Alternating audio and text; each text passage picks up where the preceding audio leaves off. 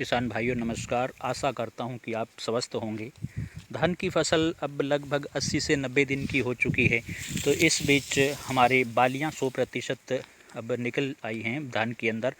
तो इस बीच हमें बालियों के अंदर 100% दाने का भराव हो, और अगर किसी धान की बालियों के अंदर कोई फंगस का अटैक होता है तो हम कौन सा फंगिसाइड डालें, अगर कोई कीटों का अटैक होता है तो कौन सा कीटनाशक डालें, और कौन सी उर्वरक खाद हम इसके ऊपर फोलियर स्प्रे के रूप में डाल सकते हैं, इन सब के बारे में जानकारी इस वीडियो में दूंगा किसान भाइयों।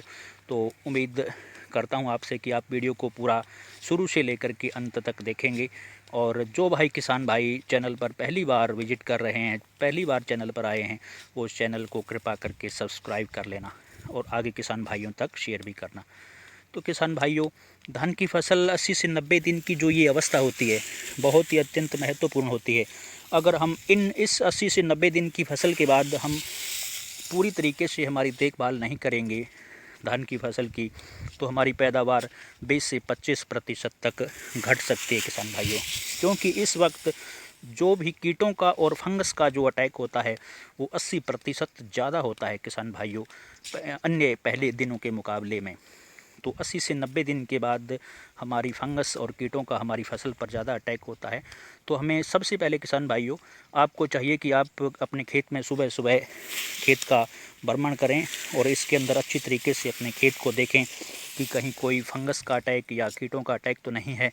तो इन सब के लिए अगर फंगस की बात की जाए किसान भाइयों, अगर कोई फंगस का अटैक है तो आप बायो का टर्बो डर्बल प्रोडक्ट आता है एक विनूतना कंपनी का, वो डाल सकते हैं किसान भाइयों। इसका बहुत अच्छा लंबा रिजल्ट है किसान भाइयों। तो इसकी डोज और मात्रा की बात करूं तो 400 ml प्रति एकड़ के हिसाब से किसान भाइयों 150 लीटर पानी के अंदर मिलाकर के इसका फोलियर स्प्रे करना है। तो इससे आपको आपकी फसल किसान भाइयों फंगस के अटैक से बच जाएगी। इसके अलावा अगर कोई कीटों का अटैक है, अगर आपके सामने कोई नज़र आता है भी इस पर कीटों का अटैक है, जैसे पत्ता लपेट है या तना छेदक है, चुंडी वगैरह, तो इसका अटैक है तो आप KGF6, ये भी बायो का प्रोडक्ट है किसान भाइयों, ये डाल सकते हैं 150 ml प्रति एकड़ के हिसाब से 100 से 125 लीटर पानी के अंदर मिला करके इसकी फोलियर स्प्रे करनी है किसान भाइयों। तो इससे भी आपकी फसल कीटों से बच जाएगी।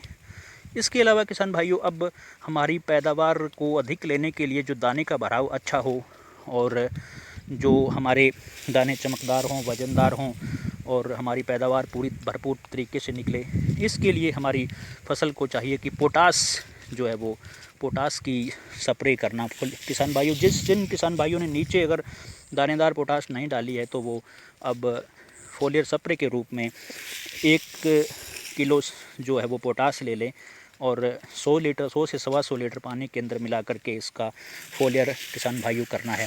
ये कौन सी लेनी है आपको पोटास? ये लेनी है किसान भाइयों 0050 NPK 0050 उर्वरक खाद जो भी है, NPK 0050 लेने हैं किसान भाइयों।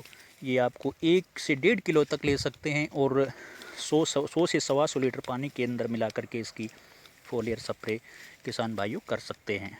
तो किसान भाइयों, ये आपको एक ध्यान अत्यंत रखने वाली अत्यंत ज़रूरी बात मैं आपको बता रहा हूँ, जो ध्यान रखना है कि आप स्प्रे जब भी कोई सा करें, या तो फंगीसाइड करें या कीटनाशक करें या आप उर्वरक का यानी NPK 0050 डाल रहे हैं, तो इन सब का करें तो आपकी फसल के अंदर नमी होना बहुत ज़रूरी है किसान भाइयों। यानी आपके प्लाट के अंदर नमी होना, हल्की हल्की नमी सिंचाई करते रहें किसान भाइयों जब तक हमारी फसल 20 दिन पहले, यानी काटने से निकालने से 20 दिन पहले तक हमको सिंचाई करते रहना है। यानी जब हमारी फसल काटने के निकलने के 20 दिन रह जाए तब हमें सिंचाई बंद करनी है किसान भाइयों। तो इस सब के लिए आप अपनी पैदावार अच्छी लेंगे। मुझे उम्मीद है कि मेरे द्वारा बताई गई जानकारी को आप अपनी फसल में अप्लाई करेंगे और एक अच्छी पैदावार लेंगे। आशा करता हूं कि आप मेरी वीडियो से संतुष्ट होंगे और कृपा करके मेरे चैनल को सब्सक्राइब करना, देसी किसान एग्रो फार्म को। और किसान भाइयों, आगे भी इसी तरह की खेतीबाड़ी के संबंधी जानकारी देता रहूँगा। धन्यवाद।